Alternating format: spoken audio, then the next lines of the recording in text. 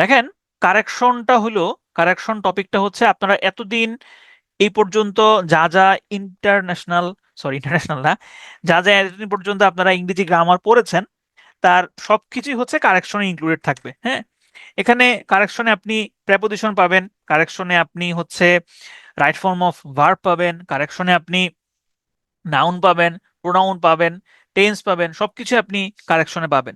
সুতরাং এই কারেকশন মানে আপনি এতদিন যা যা কিছু পড়েছেন সেটার একটা অ্যাপ্লাইড রূপ। তো আমরা কিছুটা ফাস্ট যাওয়ার চেষ্টা করব। মোটামুটি আমরা আহ, মোটামুটি 1.5 ঘন্টা থেকে 1.5 ঘন্টার মতো ক্লাসে থাকার চেষ্টা করব। বাকি যতটুকু থাকবে সেটা আমরা আগামীকালকে সকালে শেষ করব, কারণ হচ্ছে আগামীকালকে আপনার দুইটা সেশন, একটা হচ্ছে স্পেলিং এবং হচ্ছে কম্পোজিশন। তো স্পেলিংটাও ছোট একটা ক্লাস, এবং কম্পোজিশন এটা আমাদের P2A তে আগে কখনো ক্লাস নেওয়া হয় নাই। আপনারাই প্রথম ব্যাচ যাদের এই কম্পোজিশন ক্লাসটা নেওয়া হবে। সুতরাং ওইটাও খুব একটা বড় ক্লাস হবে না, আমরা মোটামুটি শেষ করে ফেলতে পারবো। ওকে, চলেন আমরা হচ্ছে শুরু করি। শুরুতে আছে দেখেন একটা line, it is time for us go to college. এই লাইনটা কি ভুল নাকি শুদ্ধ? এই লাইনটা আসলে একটা ভুল বাক্য। এই ভুল হওয়ার কারণটা হচ্ছে দেখেন, প্রথমত আমরা জানি যে ইট ইজ টাইম বা ইট ইজ হাই টাইম, এটা যদি কোনো, এই ক্লজটা যদি কোনো সেন্টেন্সের শুরুতে আপনি দেখেন তাহলে তার পরের যে ক্লজটা থাকবে সেটা হবে হচ্ছে পাস্ট ইনডিফিনিট, এটা আমরা জানি। তো ইট ইজ টাইম এর পরে আমরা দেখতে পাচ্ছি যে এখানে কিন্তু কোনো ক্লজ নাই, এখানে রয়েছে একটা ফ্রেজ ফর আস। তাহলে যদি এরকম থাকে সেক্ষেত্রে কি হবে?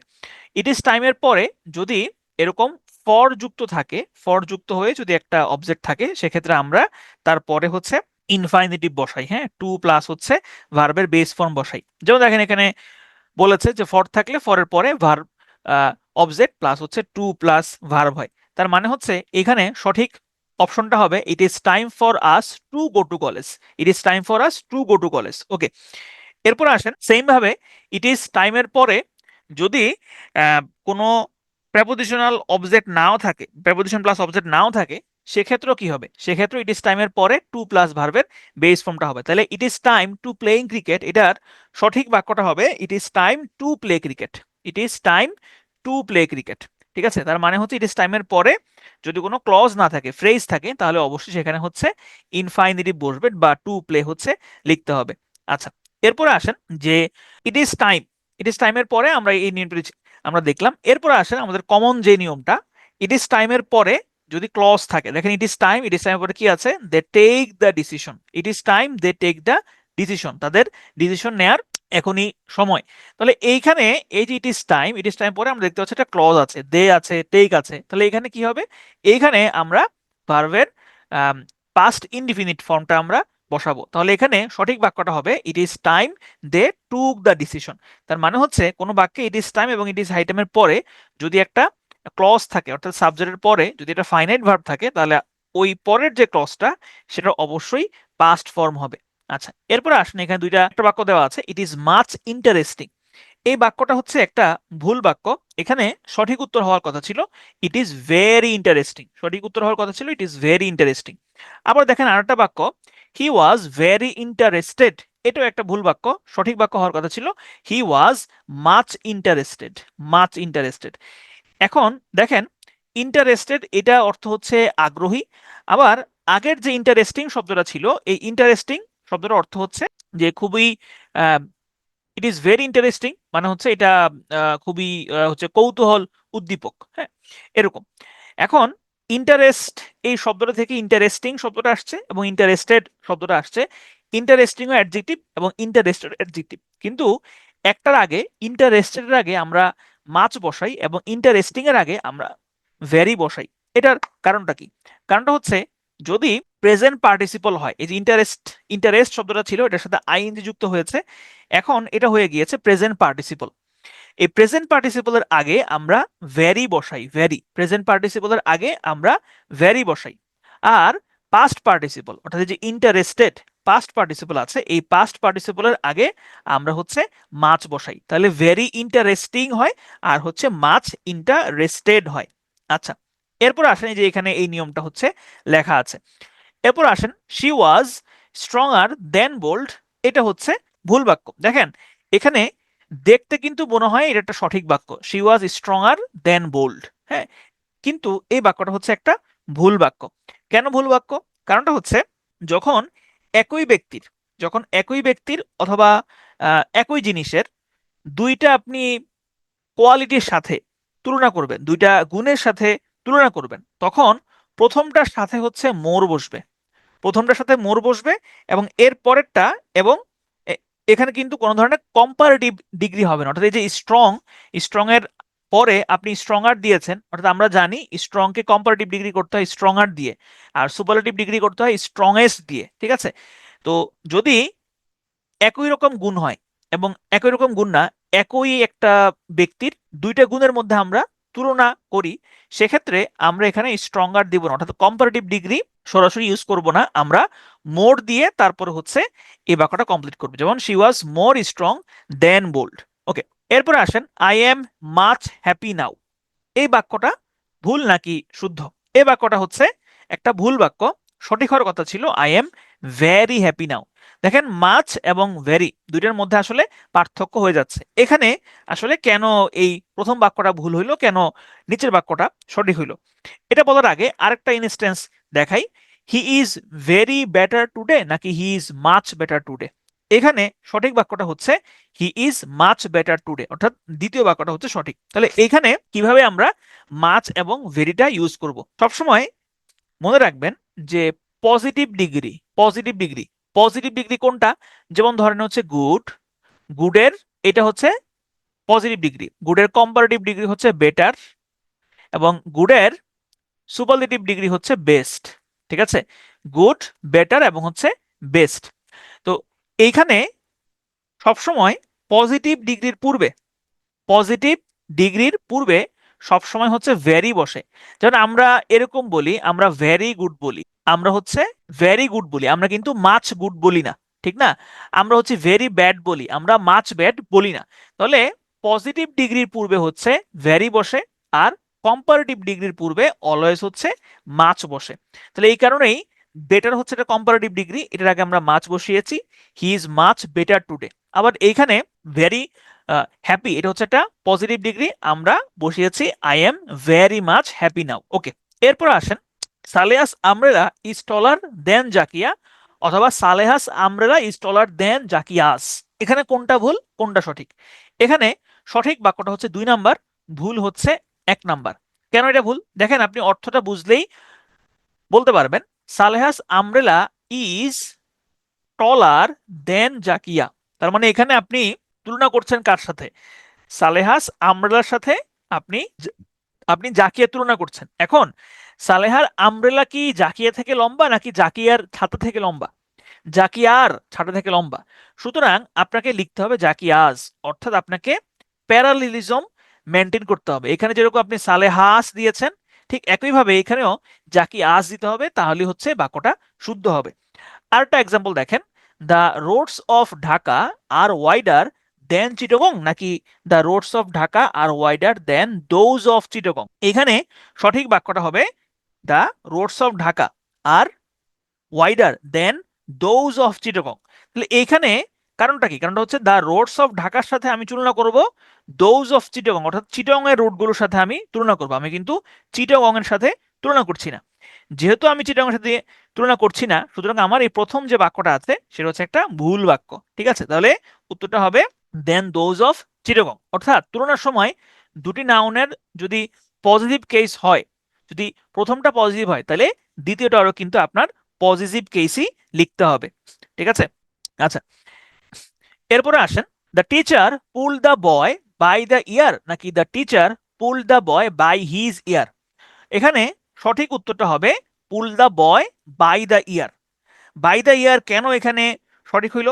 সঠিক হওয়ার কারণ হচ্ছে যখন কোনো অঙ্গ প্রত্যঙ্গ দেখবেন অঙ্গ প্রত্যঙ্গর মাধ্যমে করা হচ্ছে, এরকম এরকম মিন করবে। ঠিক আছে, এবং আরেকটা হচ্ছে যদি এই অঙ্গ প্রত্যঙ্গের আগে হিজ থাকে, হ্যাঁ, পজিটিভ থাকে, তাহলে এই পজিটিভের এই পজিটিভটা সাধারণত বসে না, সেখানে অলওয়েজ হচ্ছে দা বসে। অর্থাৎ দেখেন এখানে বলেছে যে the teacher pull the boy by the ear, এখানে কিন্তু বাই হিজ এয়ার হবে না। বাই হিজ এয়ার হইলে অসুবিধাটা কি হইতো? অসুবিধা হচ্ছে দেখেন the teacher pull the boy by his ear, এখানে মনে হচ্ছে বোঝানো হচ্ছে যে শিক্ষক নিজের কান দিয়ে হচ্ছে এই বয়টাকে তুলছেন। এখন শিক্ষক তো নিজের কান দিয়ে তুলছেন না, শিক্ষক হচ্ছে ওই ছেলেটার কান ধরে তারপর তুলছেন। এই কারণেই এখানে আমরা এই পজিটিভটা ব্যবহার করব না, আমরা এখানে দা ব্যবহার করব। তাহলে এইখানে হচ্ছে আমাদের নিয়মটা দেওয়া আছে, যেখানে বলা আছে অঙ্গ প্রত্যঙ্গ যেমন হেড, লেগ, হ্যান্ড ইত্যাদির আগে পজিটিভ অ্যাডজেক্টিভ থাকলে এদের পরিবর্তে দা বসে, অর্থাৎ পজিটিভ অ্যাডজেক্টিভটা বসে না। আজকের ক্লাসে আপনারা কিন্তু একটু ভিন্ন রকম একটা জিনিস দেখতে পাচ্ছেন। সাধারণত আমরা আগে হচ্ছে নিয়ম দেখি, তারপরে হচ্ছে এক্সাম্পল দেখি, কিন্তু আজকের ক্লাসে আপনারা দেখবেন আগে হচ্ছে এক্সাম্পল, পরে হচ্ছে নিয়ম। ঠিক আছে? আচ্ছা, এরপরে দেখেন, check the beast in you অথবা check beast in you. Beast মানে কি? বিস্ট মানে হচ্ছে পশু, পশু। কিন্তু এইখানে বিস্ট বলতে কি বোঝানো হচ্ছে? এখানে বিস্ট বলতে বোঝানো হচ্ছে যে তোমার মনের পশুত্বকে চেক করো, বা তোমার মনের পশুত্বকে আগে কন্ট্রোল করো। তাহলে check the beast in you, এটা এই বিস্ট মানে কিন্তু পশু না, পশুত্ব। তাহলে এইখানে এই বিস্টটা দিয়ে বোঝানো হচ্ছে একটা অ্যাবস্ট্রাক্ট নাউন। ঠিক আছে? আবার দেখেন আরেকটা বাক্য আছে, mother in her arose at the sight of the little boy, অথবা the mother in her arose at the sight of the little boy. এখানে 1 নম্বর বাক্যটা হচ্ছে ভুল বাক্য, 2 নম্বর বাক্যটা হচ্ছে সঠিক। কেন? কারণ এখানে এই যে মাদার, মাদার বলতে কিন্তু কোনো মা বোঝায়নি, বোঝানো হয়েছে মাতৃত্ব। অর্থাৎ যখন কমন নাউনগুলো যখন অ্যাবস্ট্রাক্ট নাউন হিসেবে ব্যবহার হবে, তখন এই অ্যাবস্ট্রাক্ট কমন নাউনগুলোর পূর্বে সবসময় দা বসবে। অথবা উল্টো করে যদি আপনি চিন্তা করেন, সেটা হচ্ছে সাধারণত কমন নাউনের পূর্বে যখন আর্টিকেল বসে তখন সেটা হচ্ছে অ্যাবস্ট্রাক্ট নাউন সাধারণত হয়ে যায়, তবে সব সময় না, মাঝে মধ্যে হয়, সব সময় না। ঠিক আছে? তাহলে যেহেতু মাঝে মধ্যে হয়, তাহলে আপনি জাস্ট মনে রাখবেন যে এই যে ফাদার, মাদার বা বিস্ট, এগুলোর অর্থ যদি কমন নাউন না হয়, অর্থাৎ ফাদার মানে পিতা, কমন নাউন, মাদার মানে মা, কমন নাউন, এইগুলো ছাড়া যদি এগুলো দিয়ে কোনো ধরনের অ্যাবস্ট্রাক্ট কোনো কিছু বোঝানো হয়, যেমন দেখেন এখানে বলছে যে the mother in her rose at the sight of the little boy. এখন প্রশ্ন করতে পারেন যে এটা যে অ্যাবস্ট্রাক্ট নাউন বুঝাইছে, আমি কিভাবে বুঝবো? আপনাকে অর্থটা বুঝতে হবে। ধরেন আপনি যদি এখানে এই মাদারের অর্থটা যদি হচ্ছে মা হিসাব করেন, যে দ্য মাদার ইন হার, তার ভেতরকার মা জেগে উঠলো at the side of the little boy, ছোট বালকটিকে দেখা মাত্র। এখন এই যে তার ভেতরকার মা, ভেতরের মা, তার মানে কি তার ভেতরে কোনটা মানুষ মা ছিল? না, সেটা তো বোঝানো হয় নাই। বোঝানো হচ্ছে যে তার ভেতরকার যে মায়ের অনুভূতি, মাতৃত্বের যেই ফিল ছিল, অনুভূতি ছিল, সেটা জাগ্রত হয়েছে। তার মানে এখানে মাতৃত্বকে বোঝানো হচ্ছে। এই কারণেই মাদারটা হচ্ছে এখানে অ্যাবস্ট্রাক্ট নাউন, এবং তার পূর্বে অবশ্যই দা বসাইতে হবে। আচ্ছা, এরপরে দেখেন, জলিল ভাই ক্যান স্পিক দ্য ইংলিশ নাকি the English can speak English? এখানে সঠিক উত্তরটা আসলে কি হবে? সঠিক উত্তরটা হবে the English can speak English. কেন? সবসময় মনে রাখবেন, কোনো ভাষার নামের পূর্বে, কোনো ভাষার নামের পূর্বে দা বসবে না। কোনো ভাষার নামের পূর্বে দা বসে না, জাতির নামের পূর্বে দা বসে। যেমন ইংলিশ, ইংলিশ দিয়ে ভাষা বোঝায়, জাতীয় বোঝায়। এইখানে ইংলিশ ভাষার পূর্বে দা বসবে না, কিন্তু জাতি বোঝালে দা বসবে। যেমন এখানে বলেছে দা ইংলিশ, ইংরেজরা, দা ইংলিশ, ইংরেজরা ক্যান স্পিক ইংলিশ, ইংরেজি বলতে পারে। ঠিক আছে? তার মানে হচ্ছে ল্যাঙ্গুয়েজের পূর্বে কখনোই হচ্ছে দা বসবে না, ল্যাঙ্গুয়েজের পূর্বে দা বসে না। আচ্ছা, এরপর আসেন, দা উইমেন আর ক্রেডুলাস, উইমেন আর ক্রেডুলাস। ক্রেডুলাস মানে কি? ক্রেডুলাস মানে হচ্ছে সহজে বিশ্বাস প্রবণ। তাহলে এইখানেও কি হচ্ছে? এখানে এই দা উইমেন বলতে কিন্তু একজন উইমেনকে বোঝানো হয় নাই, নারী জাতিকে বোঝানো হয়েছে। নারী, পুরুষ, ম্যান, উইমেন, এটা দিয়ে যদি জাতি বোঝানো হয় তাহলে তার পূর্বেও দা বসে না। তার মানে হচ্ছে এখানে সঠিক উত্তরটা হবে উইমেন আর ক্রেডুলাস। তাহলে ম্যান, উইমেন, জাতি অর্থে যদি বোঝানো হয় তাহলে এগুলোর পূর্বে কখনই হচ্ছে দা বসবে না। আচ্ছা, এরপর আসেন, আই কান্ট হেল্প টু লাফ নাকি আই কান্ট হেল্প লাফিং। এটা আপনারা মোটামুটি পারবেন। আপনারা জানেন যে এটা সঠিক উত্তর হচ্ছে আই কান্ট হেল্প লাফিং। It is worth enjoy the show নাকি it is worth enjoying the show?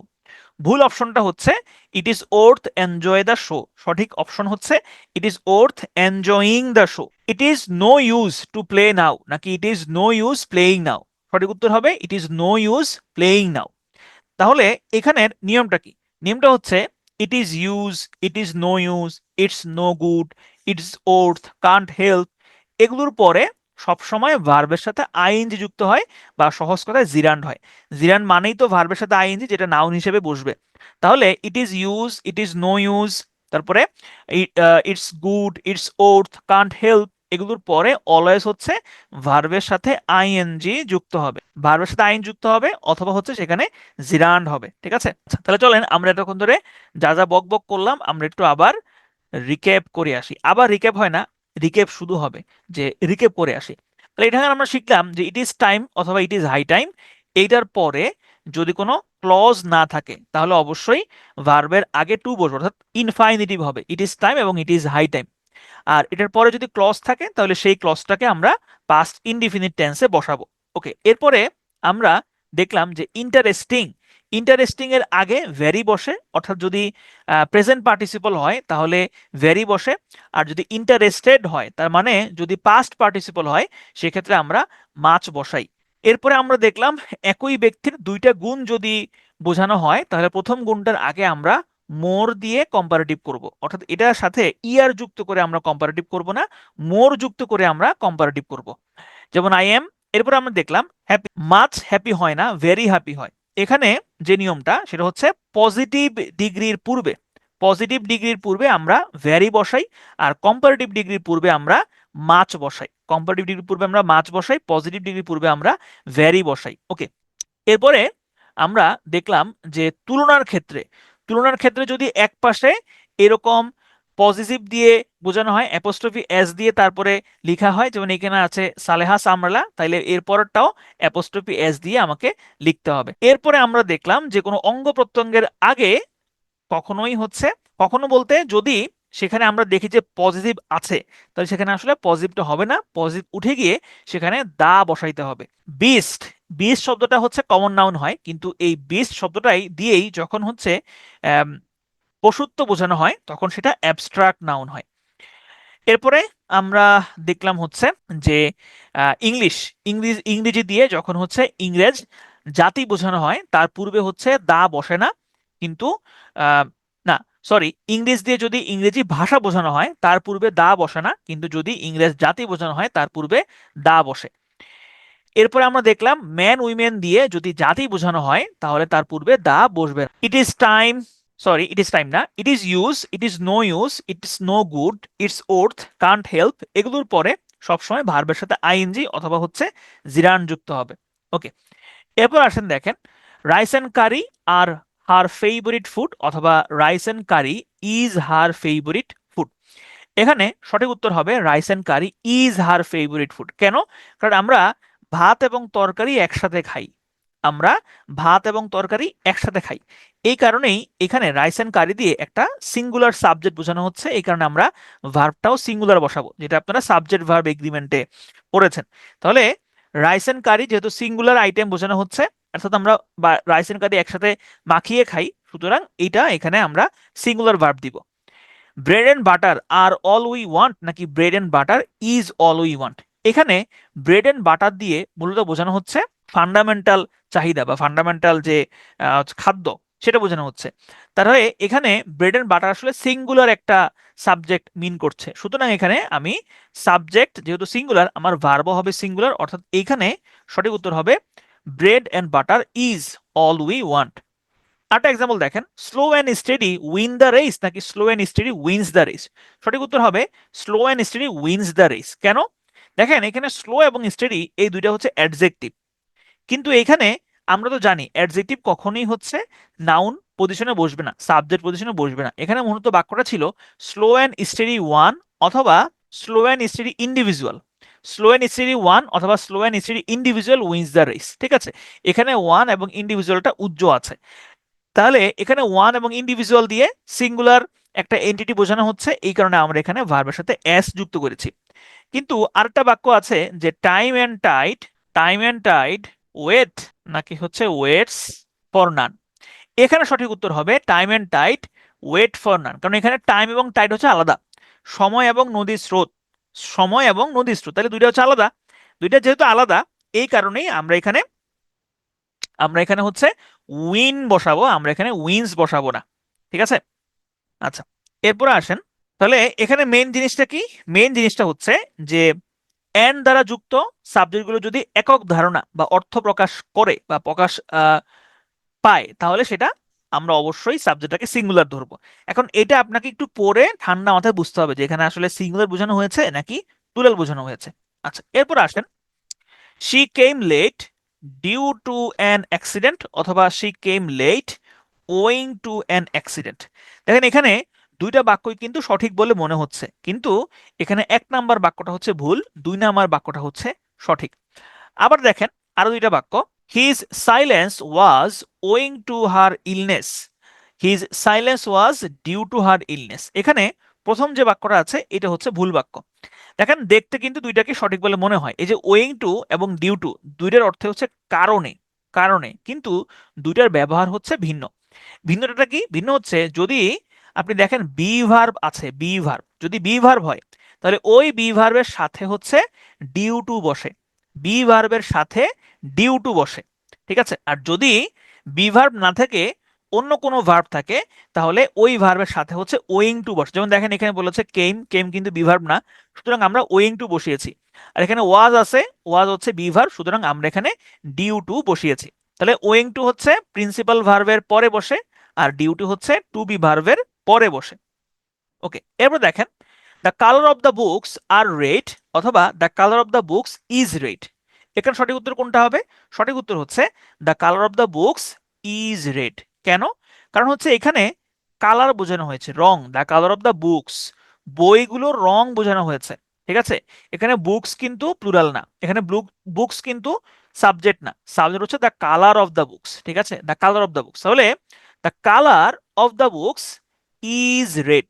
তাহলে এখানে মেইন ব্যাপারটা হলো এই যে prepositional phrase of the books, এই প্রেপোজিশনাল ফ্রেজ কিন্তু কখনোই ভার্বের উপরে কোনো প্রভাব বিস্তার করবে না, ঠিক আছে? আমার ভার্বটা হবে এইখানে যে সাবজেক্টটা আছে সেই সাবজেক্টটা অনুযায়ী। তাহলে কোনো বাক্যের সাবজেক্ট সিঙ্গুলার হলে ভার্ব সিঙ্গুলার হবে, সাবজেক্ট প্লুরাল হলে ভার্বও প্লুরাল হবে। আচ্ছা, এরপর আসেন, 3/4 of the work have been done নাকি 3/4 of the work has been done, কোনটা হচ্ছে সঠিক হবে? দেখেন এখানে মেইন ব্যাপারটা হচ্ছে দেখতে হবে আমার মেইন সাবজেক্ট কোনটা। আমার এখানে সাবজেক্ট কে? মেইন সাবজেক্ট কে? মেইন সাবজেক্ট কি 3/4 নাকি ওয়ার্ক? মেইন সাবজেক্ট হচ্ছে আমার ওয়ার্ক, তাহলে ওয়ার্ক হচ্ছে একটা আনকাউন্টেবল নাউন, ওয়ার্ক হচ্ছে একটা আনকাউন্টেবল নাউন, তাহলে আনকাউন্টেবল নাউন সবসময় কি হয়? আনকাউন্টেবল নাউন সবসময় সিঙ্গুলার হয়, ঠিক আছে? আনকাউন্টেবল নাউন সবসময় সিঙ্গুলার হয়। যেহেতু আনকাউন্টেবল নাউন সবসময় সিঙ্গুলার হয়, সুতরাং আমি এখানে হ্যাজ বসাবো, আমি এখানে হ্যাভ বসাইতে পারবো না। যদি এখানে বলা আছে 3/4, এটা মনে হচ্ছে প্লুরাল, বা 3/4 এটা মনে হচ্ছে প্লুরাল, কিন্তু আমার আসলে ওয়ার্ক দেখে ভার্বটা নির্ধারণ করতে হবে। ওয়ার্ক হচ্ছে সিঙ্গুলার, এই কারণে আমি সিঙ্গুলারই বসাবো।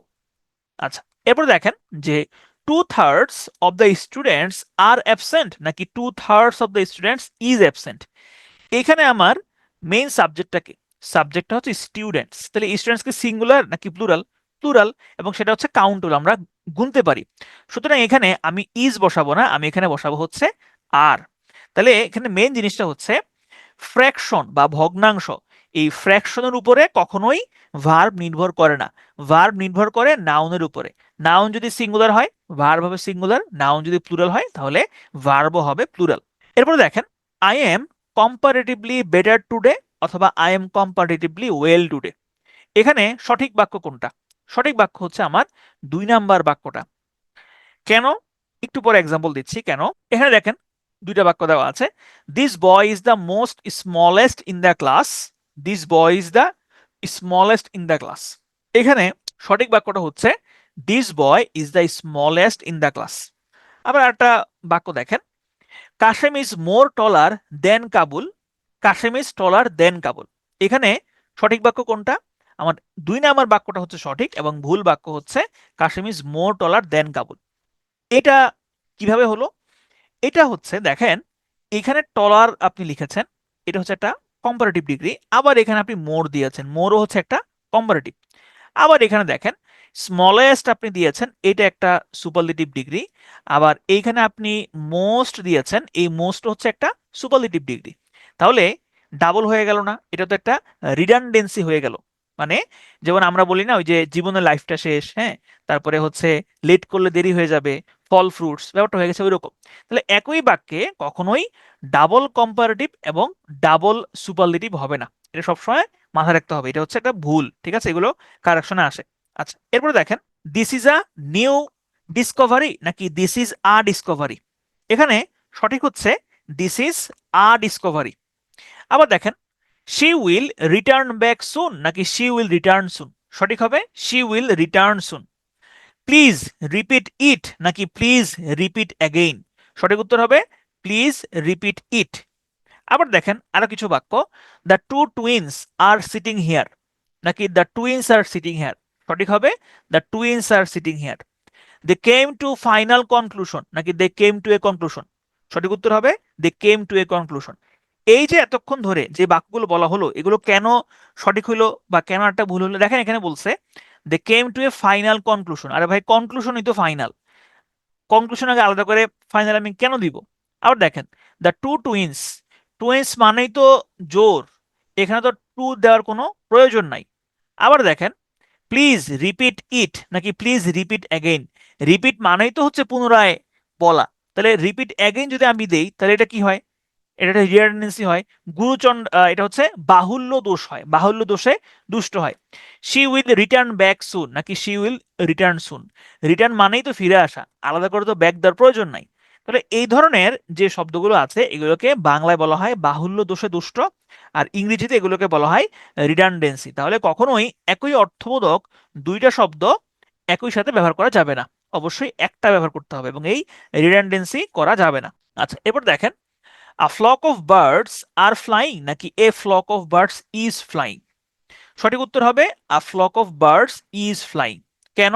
আমরা জানি এই যে ফ্লক, ফ্লক শব্দটা হচ্ছে একটা কালেকটিভ নাউন, এবং কিছু কিছু নাউন ব্যতীত, কিছু কিছু কালেকটিভ নাউন ব্যতীত ম্যাক্সিমাম কালেকটিভ নাউনই হচ্ছে সিঙ্গুলার হয়। তাহলে এখান থেকে স্পষ্ট দেওয়াই আছে এ ফ্লক, একটা ঝাঁক, পাখির একটা ঝাঁক, একটা ঝাঁক বোঝানো হচ্ছে। তাহলে যেহেতু একটা এক ঝাঁক বোঝানো হচ্ছে, সুতরাং আমার ভার্ব সিঙ্গুলারই হবে। সঠিক উত্তর হবে a flock of birds is flying. আরেকটা দেখেন, the committee has elect its chairman নাকি the committee have elected its chairman. সঠিক উত্তর হবে the committee has elected its chairman. আরেকটা বাক্য দেখেন, the class is divided into two division নাকি the class are divided into two divisions.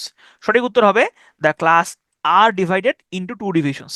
তাহলে এখানে মেইন ব্যাপারটা কি, এটা আমরা আগেও দেখেছি, সেটা হচ্ছে যে এই যে আপনার herd, cavalry, band, flock, jury, crowd, team, committee, group, class, board, এগুলো হচ্ছে কি, এগুলো হচ্ছে কালেকটিভ নাউন, এবং এই কালেকটিভ নাউনগুলোর সাথে সবসময় সিঙ্গুলার ভার্ব বসে, সিঙ্গুলার ভার্ব বসে। কিন্তু এরা যদি সমষ্টি না বুঝিয়ে কোনোটা ডিভিশন বুঝায়, বিভাজন বোঝায়, যে এদের মধ্যে একটা ভাগ আছে, তখন কিন্তু আবার ভার্বটা হয় প্লুরাল।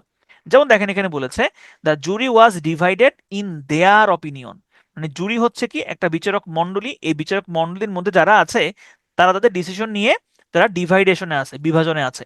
সুতরাং সঠিক উত্তর হবে দ্য জুরি ওয়ার ডিভাইডেড, এই যে এখানে ডিভাইডেশন বোঝানো হচ্ছে, the jury were divided in their opinion. ঠিক আছে, এরপর আসেন, a number of students has applied for admission নাকি a number of students have applied for admission. এটা যারা সাবজেক্ট ভার্ব এগ্রিমেন্ট পড়েছেন তাদের এটা স্পষ্ট হচ্ছে, খেয়াল আছে যে আমরা কোনটা হচ্ছে ব্যবহার করি। দেখেন এখানে, এখানে এই যে আ নাম্বার অফ এর পরে হচ্ছে আমরা প্লুরাল বসাই, আবার যদি দা নাম্বার অফ হয় সেক্ষেত্রেও আমরা কিন্তু প্লুরাল বসাই। কিন্তু ব্যাপারটা হচ্ছে আ নাম্বার অফ, এটা দিয়ে বোঝায় হচ্ছে অনেক, অনেক, অনেক দিয়ে আমরা আরেকটা শব্দ জানি হচ্ছে মেনি, মেনি মানে অনেক।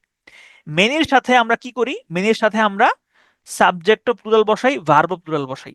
সুতরাং এ নাম্বার অফ এর সাথে আমরা সাবজেক্ট প্লুরাল বসাবো, ভার্ব প্লুরাল বসাবো। যেমন a number of students have applied for admission, তাহলে a number of students have applied for admission.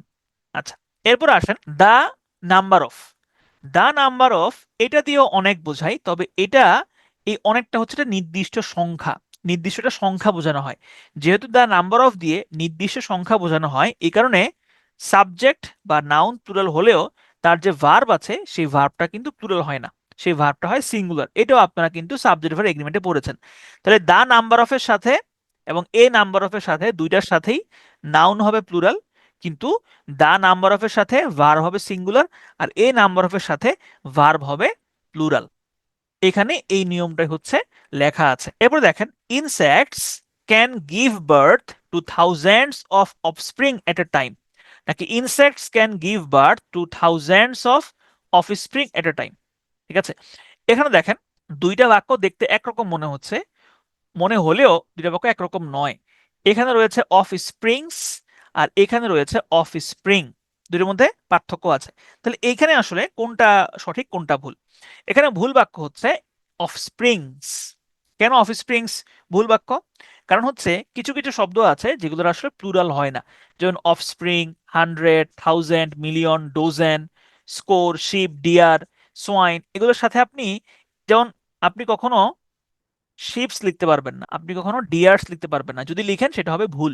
তাহলে এগুলোর সাথে এস বা ইএস যুক্ত করে প্লুরাল করা যায় না, এগুলোর সিঙ্গুলার এবং প্লুরাল একই রকম থাকে। তবে এখানে একটা ছোট্ট একটা ব্যতিক্রম আছে, যে সেই ব্যতিক্রমটা আপনারা জানেন, সেটা হচ্ছে যদি হান্ড্রেড দিয়ে হাজার হাজার বোঝানো হয়, যে হাজার হাজার মানুষ, থাউজেন্ড দিয়ে সরি হান্ড্রেড দিয়ে যদি শত শত বোঝানো, যে শত শত মানুষ, মিলিয়ন দিয়ে যদি লাখ লাখ মানুষ বোঝানো হয়, বা যদি হচ্ছে যদি এরকম এগুলোর পূর্বে যদি কোনো অনির্দিষ্টতা জ্ঞাপক কোনো ডিটারমাইনার থাকে, যেমন যেমন হচ্ছে সাম যদি থাকে, সাম যদি থাকে, বা হচ্ছে যদি সেভারাল থাকে। এখন সাম মানে কত, নির্দিষ্ট একটা সংখ্যা তো আপনি জানেন না, বা আমরা বুঝবো না যে সাম মানে নির্দিষ্ট সংখ্যা কত, সেভারাল মানে নির্দিষ্ট সংখ্যা কত, সেটা তো আমরা বুঝবো না, ঠিক না?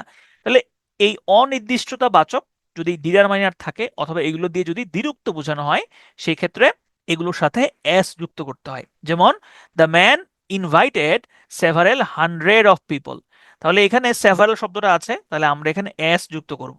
The man invited several hundreds of people. ঠিক আছে, ওকে, চলুন আমরা একটু রিক্যাপ করে আসি আমরা কি কি জিনিস দেখলাম।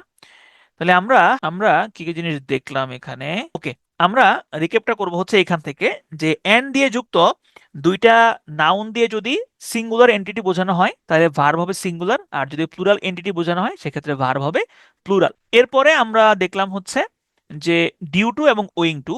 ওয়িং টু সবসময় হচ্ছে যদি বিভার্ব হয় সেক্ষেত্রে ডিউ টু বসে, আর যদি বিভার্ব না হয় সেক্ষেত্রে হচ্ছে আমরা ওয়িং টু বসাই। একটা প্রেপোজিশনাল ফ্রেজ কখনোই হচ্ছে ভার্ব নির্ধারণে ভূমিকা রাখবে না।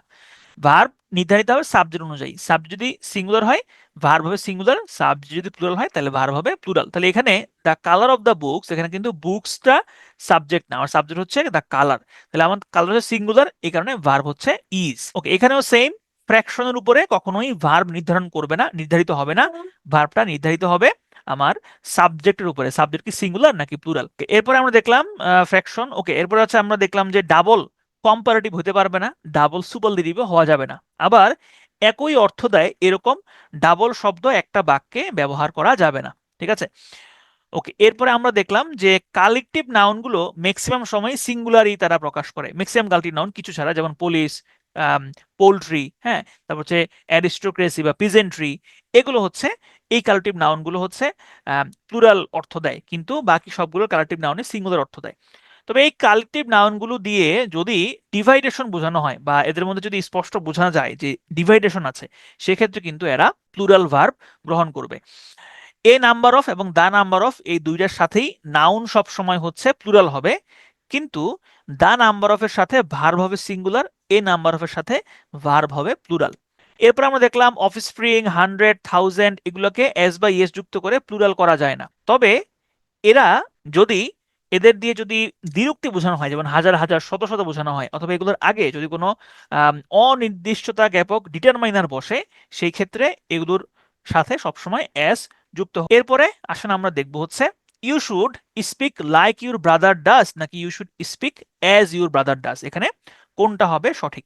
দেখেন এখানে দুইটাকেই আসলে সঠিক বলে মনে হচ্ছে, মনে হয় যেন এটা আসলে দুইটাই সঠিক, কিন্তু আসলে এটার প্রথম যে বাক্যটা আছে সেটা হচ্ছে একটা ভুল বাক্য, পরেরটা হচ্ছে সঠিক বাক্য। এটা কেন? এটা হচ্ছে, দেখেন, যদি একই কাজের কোনো তুলনা বোঝায়, যেমন দেখেন এখানে কি বলছে, ইউ শুড স্পিক, তোমার কথা বলা উচিত, লাইক ইউর ব্রাদার ডাজ, যেভাবে তোমার ভাই কথা বলে সেভাবে তোমার কথা বলা উচিত। তাহলে একই কাজের তুলনা বোঝাচ্ছে, একই কাজের তুলনা বসা যদি বোঝানো হয়, সেখানে লাইক না বসে সেখানে অ্যাজ বসে। তাহলে সঠিক উত্তরটা হবে you should speak as your brother does. ঠিক আছে, অ্যাজ ইউর ব্রাদার ডাজ, তাহলে একই কাজের তুলনা হইলে সেখানে আমরা অ্যাজ বসাই। এরপর দেখেন, at 7 the coffee was made নাকি at 7 o'clock the coffee was made। সঠিক অপশনটা হচ্ছে at 7 o'clock the coffee was made। এটার কারণটা কি?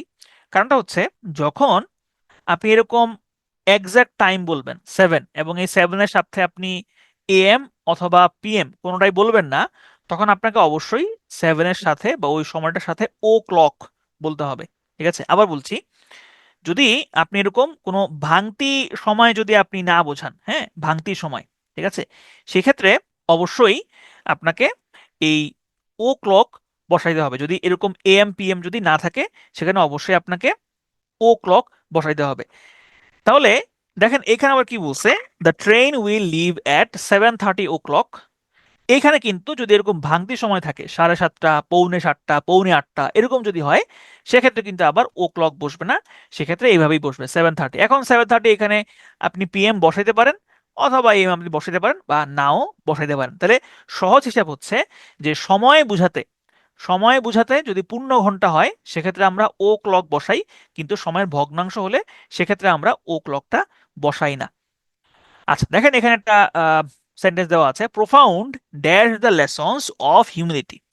দেখেন এখানে একদম ইজিলি মনে হচ্ছে যে এখানে আসলে ইজ বসার কথা, যে profound is the lessons of humanity, কিন্তু আসলে এখানে সঠিক উত্তর হবে profound are the lessons of humanity. কেন এটা এখানে আর হলো? কারণ হচ্ছে দেখেন মাঝে মধ্যে ইংরেজি বাক্যের সৌন্দর্য বোঝানোর জন্য বা ইংরেজি বাক্যটাকে আর একটু সুন্দরভাবে প্রকাশ করার জন্য মাঝে মধ্যেই সাবজেক্টটা বাক্যের শেষে বসে।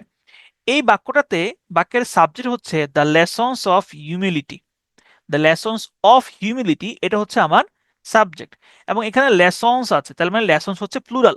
যেহেতু এটা প্লুরাল সুতরাং আমার ভার্বটাও হবে প্লুরাল, আর হবে। আর এখানে যে প্রোফাউন্ডটা হচ্ছে একটা অ্যাডজেক্টিভ। ঠিক আছে, তাহলে সঠিক উত্তর হবে profound are the lessons of humility. তাহলে এটা মনে রাখবেন যে অ্যাডজেক্টিভ কখনোই কোনো বাক্যের সাবজেক্ট হয় না। ঠিক আছে, মাঝে মধ্যে জোর দেওয়ার জন্য কমপ্লিমেন্ট বা অ্যাডজেক্টিভকে সামনে আনা যায়। ঠিক আছে, তাহলে এখানে দেখেন আরো কিছু এক্সাম্পল দেওয়া আছে। Sweet are the uses of adversity, uses plural. Limitless are the possibilities, plural, এখানে এখানে আর হয়েছে। Great is the power of empathy, power of empathy singular, এই কারণে আমরা এখানে ইজ বসিয়েছি। আচ্ছা এরপর আসেন, she denied to help me নাকি she refused to help me. এখানে সঠিক উত্তর হবে she refused to help me, এটা হবে সঠিক। আবার আরেকটা দেখেন, হি রিফিউজড দ্যাট হি ওয়াজ এ থিপ নাকি হি ডিনাইড দ্যাট হি ওয়াজ এ থিপ। এখানে সঠিক উত্তর হবে হি ডিনাইড দ্যাট হি ওয়াজ এ থিপ। তাহলে এখানে আমরা কখন হচ্ছে রিফিউজ বসাবো আর কখন হচ্ছে ডিনাই বসাবো সবসময় মাথায় রাখবেন। যদি প্রস্তাব বা প্রপোজাল কেউ প্রত্যাখ্যান করে, হ্যাঁ অফার, ধরেন আপনি কাউকে একটা অফার করলেন অথবা আপনি কাউকে প্রপোজ করলেন, সে সেটা মানলো না, রাজি হলো না, সেক্ষেত্রে আপনি বলবেন হচ্ছে refuse, he refused my offer অথবা হি রিফিউজড মাই প্রপোজাল। কিন্তু যদি কোনো কিছু অস্বীকার করা বোঝানো হয় সেক্ষেত্রে আমরা বলবো ডিনাই। যেমন দেখেন এখানে বলেছে হি ডিনাইড দ্যাট হি ওয়াজ এ থিপ, সে যে একটা চোর সে সেটা অস্বীকার করলো, হি ডিনাইড দ্যাট হি ওয়াজ এ থিপ। তাহলে আমরা প্রস্তাবের ক্ষেত্রে, প্রস্তাব প্রত্যাখ্যান করা এরকম ক্ষেত্রে আমরা রিফিউজ বসাবো, আর যদি কোনো কিছু অস্বীকার হয় সেক্ষেত্রে আমরা ডিনাই বসাবো। ওকে, দেখেন এখানে একটা 3টা লাইন দেওয়া আছে, the building is 5 floors high, the building is 5 storey high নাকি the building is 5 storage high. এখানে আমার এখানে সঠিক যেই বাক্যটা সেই সঠিক বাক্যটা হচ্ছে এই 2 number, building is 5 storey high. এখানে এই 3 নম্বর বাক্যটাও ভুল বাক্য এবং 1 নম্বর বাক্যটাও ভুল বাক্য। এইটার হচ্ছে কারণ কি? এটার কারণ হচ্ছে যে যখন আপনি এরকম এই 5 স্টোরে অর্থাৎ 5 তলা বুঝাবেন সেক্ষেত্রে আমরা কখনোই হচ্ছে ফ্লোরস বসাই না, সেক্ষেত্রে আমরা কখনো ফ্লোরস বসাই না, আমরা সেখানে স্টোরে দিই। ঠিক আছে, আরেকটা ব্যাপার হচ্ছে এই 5 স্টোরে আপনি যখন লিখবেন তখন সেটাকে এরকম হাইফেন দিয়ে একসাথে লিখতে হয়, হাইফেন দিয়ে একসাথে লিখতে হয়। তাহলে এইভাবে এই ছাড়া করে এখানে আপনি স্টোরেজ লিখতে পারবেন না, ঠিক আছে? তাহলে এখানে আমার 2 নম্বর বাক্যটা হচ্ছে সঠিক বাক্য। ওকে, এরপর আসেন, the boy is studying physics in his room নাকি the boy is reading physics in his room. এখানে আমার 1 নম্বর বাক্যটা হচ্ছে সঠিক। কেন 1 নম্বর বাক্যটা সঠিক? কারণ হচ্ছে দেখেন এখানে বলেছে the boy is studying physics. আমরা পদার্থবিজ্ঞান কি রিড করি নাকি পড়াশোনা করি? স্টাডি মানে কি? স্টাডি মানে হচ্ছে যে কোনো কিছু গভীর মনোযোগ দিয়ে পড়াশোনা করা, চিন্তা ভাবনা করা। আর রিড মানে কি? রিড মানে হচ্ছে জাস্ট পড়া। রিড মানে হচ্ছে জাস্ট পড়া। যা ধরেন আপনি কোনো একটা উপন্যাস পড়ছেন, হ্যাঁ, বা আপনি কোনো একটা গল্প পড়ছেন, হ্যাঁ, এটা আর কিছু না। এখন ফিজিক্স আমরা কি করি? আমরা বুঝে দেখে শুনে পড়ে পড়ে তারপরে হচ্ছে ফিজিক্সটা আমরা অধ্যয়ন করি। তাহলে এখানে সঠিক উত্তরটা হবে the boy is studying physics in his room, ঠিক আছে? ইট স্টাডিং ম্যাথমেটিক্স, হ্যাঁ, অথবা স্টাডিং ইংলিশ গ্রামার, ঠিক আছে? তাহলে যদি রিডই হয়, আমরা রিড দিতে পারি হচ্ছে নোভেল, নোভেল রিড করা যায়, নোভেল রিড করা যায়, অথবা হচ্ছে নিউজ পেপার হচ্ছে রিড করা যায়, হ্যাঁ, অথবা একটা স্টোরি হচ্ছে রিড করা যায়, কিন্তু এগুলা স্টাডি হবে না। এরপর দেখেন এখানে হচ্ছে এই জিনিসগুলো বলা আছে। দেখেন এখানে বলেছে 10 shilling is very much for that বুক নাকি 10 shilling is too much for that বুক। এখানে সঠিক উত্তরটা হবে 10 shilling is too much for that বুক। এখানে আপনি বোঝাচ্ছেন যে এই বইটার জন্য 10 শিলিং এটা আসলে একটা জুলুম, মানে এটা খুব বেশি এবং এত বেশি যে সেটা হচ্ছে আসলে ডিজারেবল না, হ্যাঁ, ডিজারেবল না। যেমন আমরা ধরেন এই যে কোনো কিছু কিনতে গেলে আমরা দামাদামি করি না। যদি কেউ যেমন নিউ মার্কেটে যদি কেউ দাম বলে 2,000 টাকা, আপনাকে বলতে হবে 200 টাকা। তাহলে এই যে সে 2,000 টাকা বললো সেটা আসলে ডিজারেবল না। সেক্ষেত্রে আপনি বলবেন the price is too much. Too much মানে হচ্ছে অনেক বেশি, ঠিক আছে? এখন আসেন এখানে ভেরি এবং টু দুইটার অর্থই হচ্ছে অত্যধিক, দুইটার অর্থ হচ্ছে অত্যধিক। এখন কখন কখন আপনি ভেরি ইউজ করবেন, কখন আপনি টু ইউজ করবেন? কোনো কিছুর বেশি সেটা যদি ডিজারেবল হয় তখন আপনি সেখানে ভেরি ইউজ করবেন। আর কোনো কিছুর বেশি সেটা যদি আনডিজারেবল হয় তখন আপনি মাছ ব্যবহার করবেন। যেমন the weather was very hot but we manage to get out. মানে ওয়েদার হচ্ছে গরম ছিল কিন্তু আমরা তারপরও বেরিয়েছিলাম, তার মানে এটা ডিজারেবল।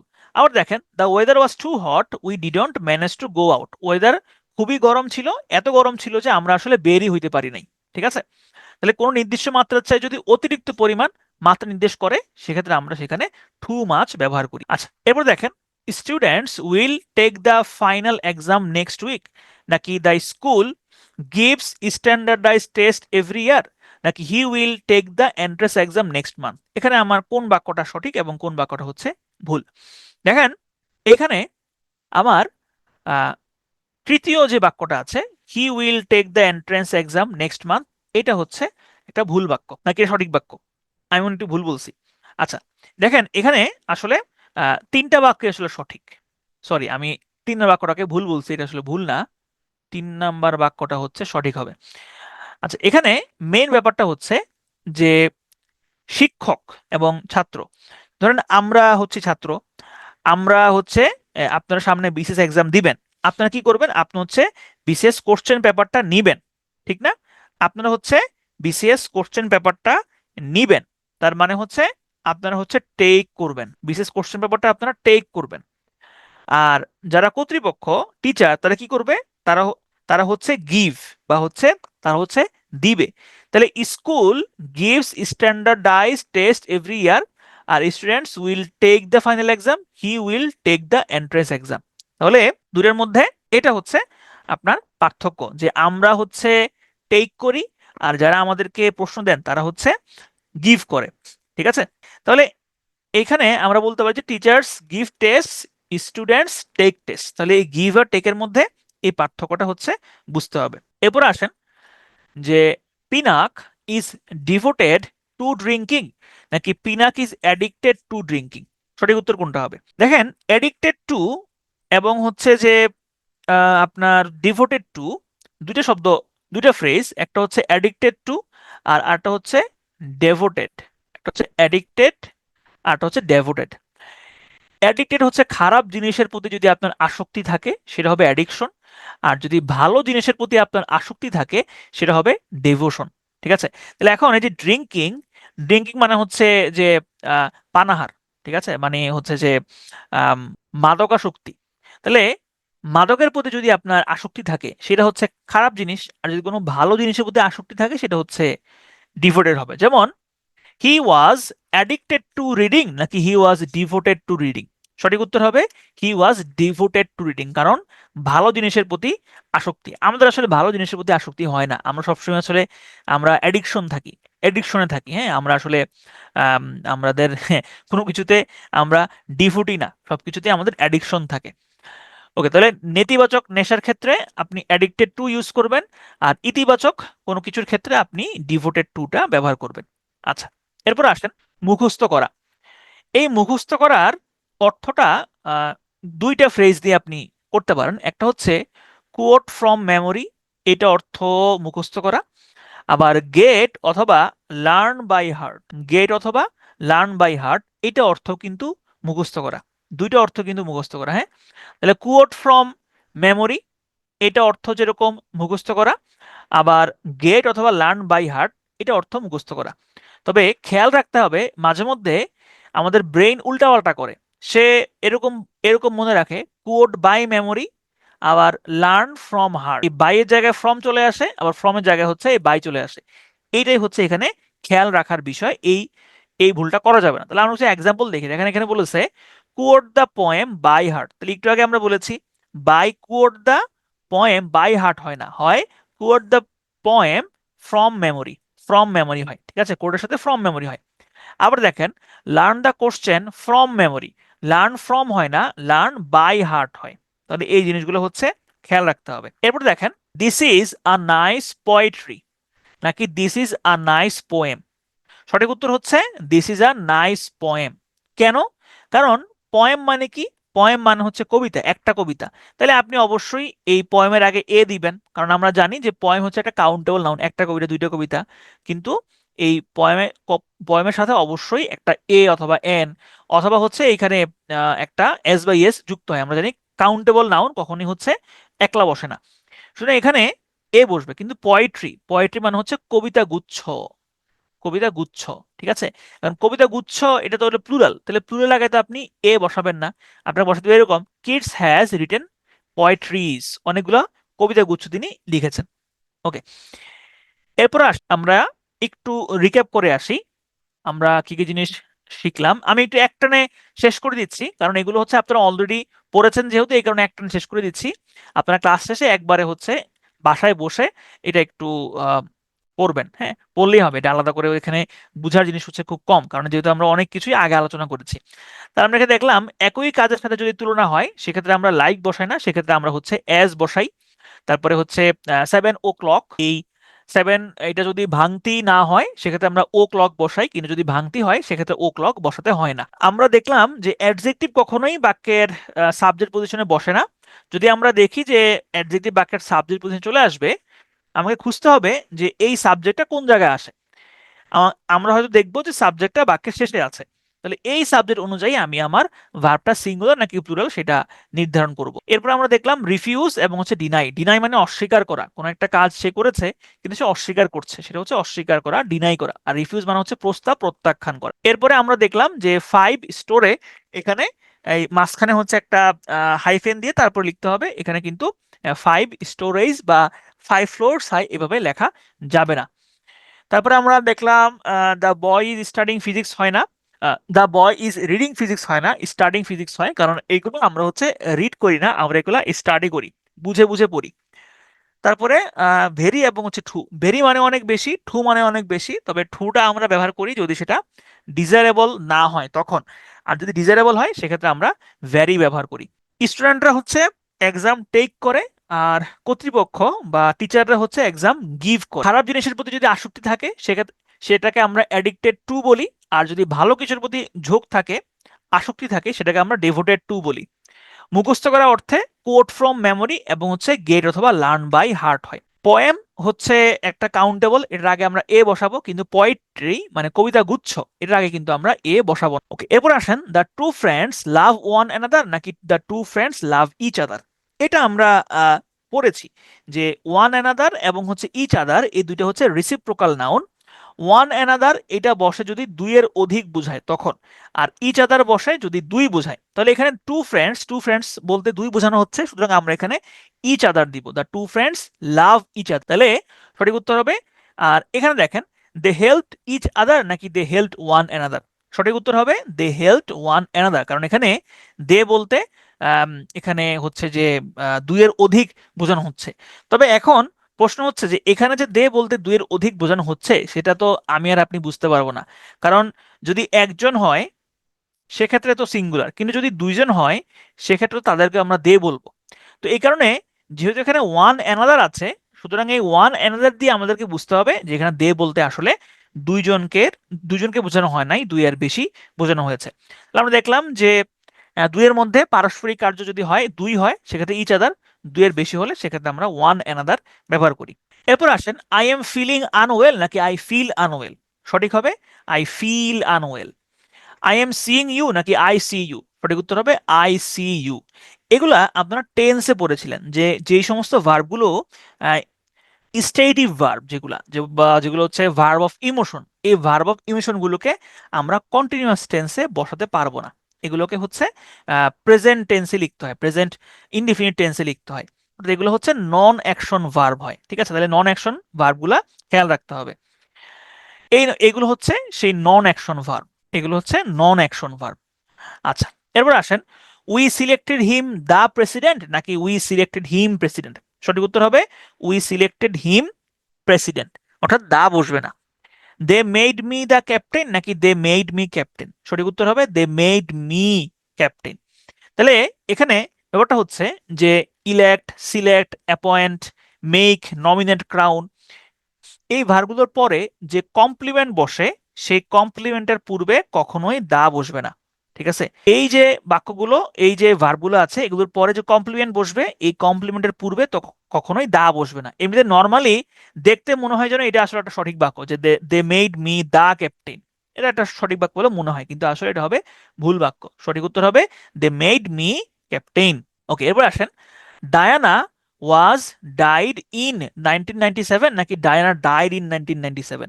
সঠিক উত্তর হবে Diana died in 1997, was died হয় না। আবার দেখেন, the accident was happened yesterday নাকি দ্য অ্যাক্সিডেন্ট হ্যাপেন ইয়েস্টারডে। সঠিক উত্তর হবে দ্য অ্যাক্সিডেন্ট হ্যাপেন ইয়েস্টারডে।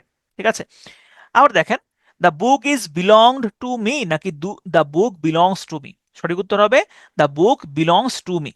তাহলে এখানে মেইন ব্যাপারটা কি, মেইন ব্যাপারটা হচ্ছে কিছু কিছু ভার্ব আছে যে ভার্বগুলো কখনোই প্যাসিভ ভয়েস আপনি করতে পারবেন না।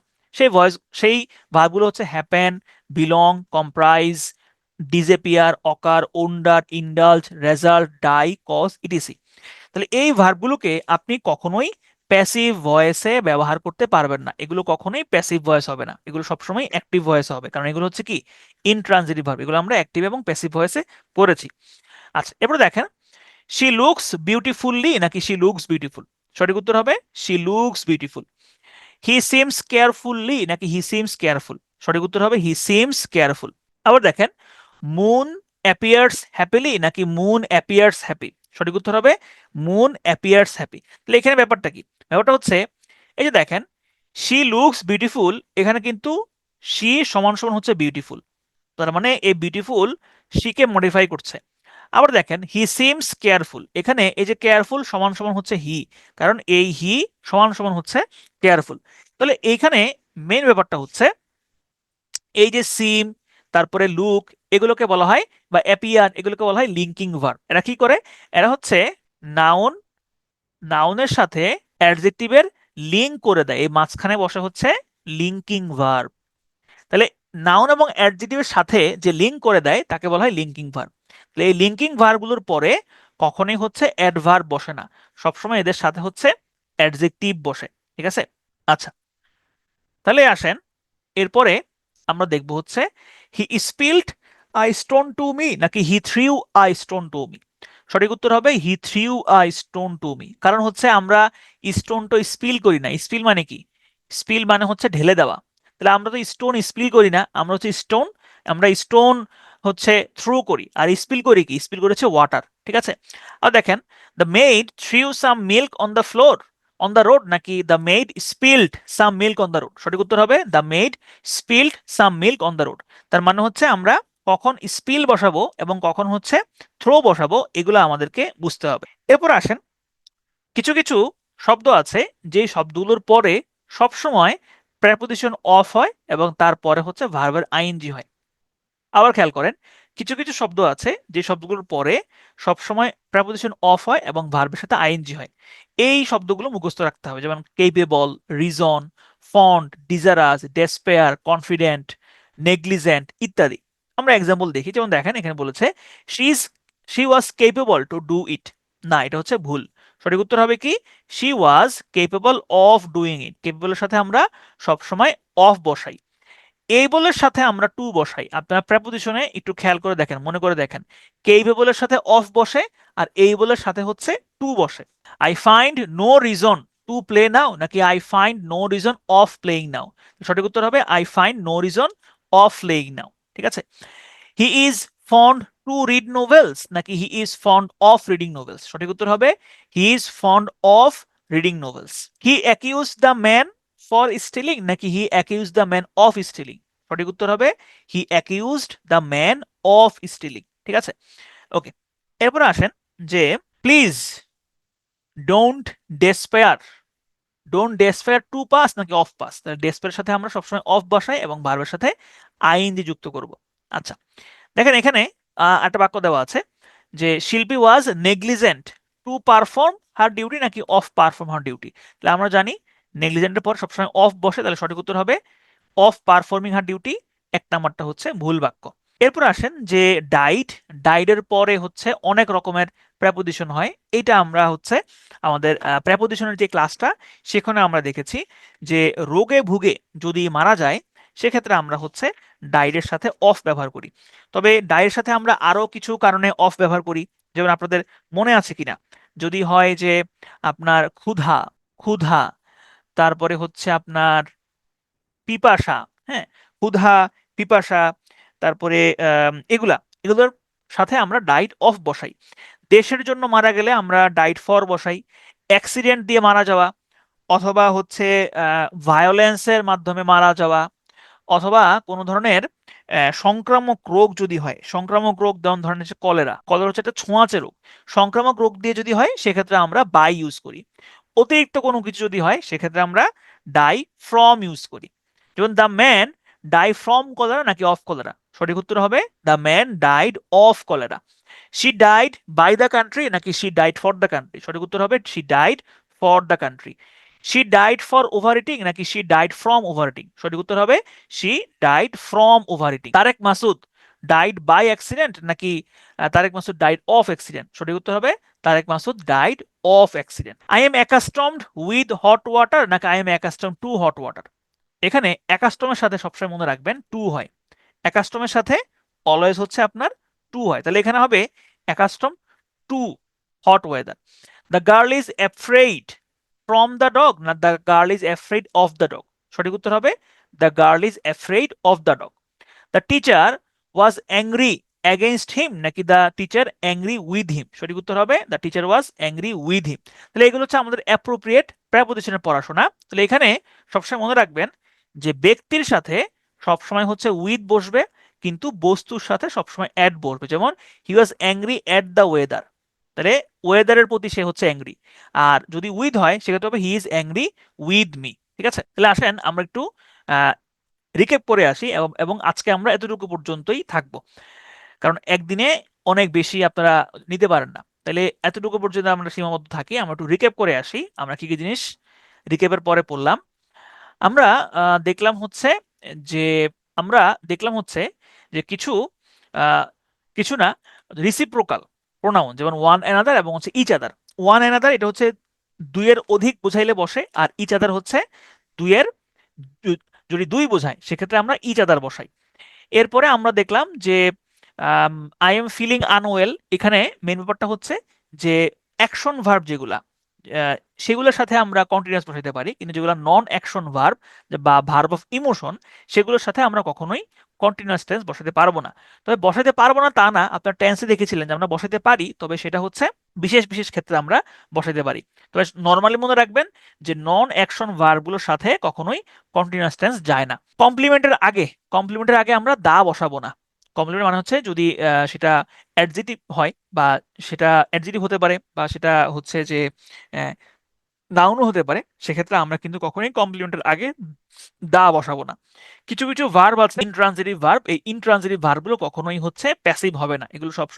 এগুলো যেহেতু ইনট্রানজিটিভ, এগুলো কখনোই প্যাসিভ করা যায় না।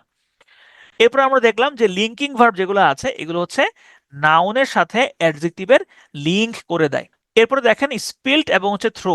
স্পিল, এই স্পিলটা হচ্ছে কি, স্পিলটা হচ্ছে লিকুইড জাতীয় যে কোনো কিছুর ক্ষেত্রে আমরা স্পিল ব্যবহার করি। আর হচ্ছে থ্রো, এটা হচ্ছে হার্ড কোনো কিছু, শক্ত কোনো কিছুর ক্ষেত্রে আমরা হচ্ছে থ্রো বা হার্ড ইউজ করি, থ্রো ইউজ করি। এরপরে আমরা দেখলাম কেপেবল, রিজন, ফন্ড, নেগলিজেন্ট, এগুলো এই শব্দগুলোর পরে সবসময় প্রেপোজিশন অফ বসে, এবং অবশ্যই অবশ্যই ভার্বের সাথে আইএনজি বসবে, অর্থাৎ জিরান্ড হবে। এখানে আমরা সেই এক্সাম্পল গুলো দেখেছি। এরপরে আমরা দেখলাম যে ডাইড এর পরে বিভিন্ন রকমের প্রেপোজিশন, রোগে ভোগে মারা গেলে, ক্ষুধায় মারা গেলে, পিপাসায় মারা গেলে আমরা সেখানে অফ বসাই। দেশের জন্য মারা গেলে আমরা ফর বসাই। অ্যাক্সিডেন্ট, ভায়োলেন্স, কলেরা বা সংক্রামক রোগ দ্বারা মারা গেলে আমরা বাই বসাই। অতিরিক্ত কোনো কিছু থেকে যদি মারা যায় সেক্ষেত্রে আমরা হচ্ছে ফ্রম বসাই। এছাড়াও আরো আরো কিছু ছিল, যেমন ডাই, ডাই ইন, যদি যুদ্ধে মারা যায় সেক্ষেত্রে আমরা ডাই ইন বসাই। যদি হচ্ছে শান্তিতে মারা যায় সেক্ষেত্রে আমরা ডাই ইন বসাই। এরপরে আমরা দেখলাম হচ্ছে যে কিছু প্রেপোজিশন ব্যক্তির সাথে অলওয়েজ হচ্ছে উইথ বসে, আর বস্তুর সাথে অলওয়েজ হচ্ছে অ্যাট বসে। তাহলে আমরা আজকে হচ্ছে এতটুকু পর্যন্তই থাকবো।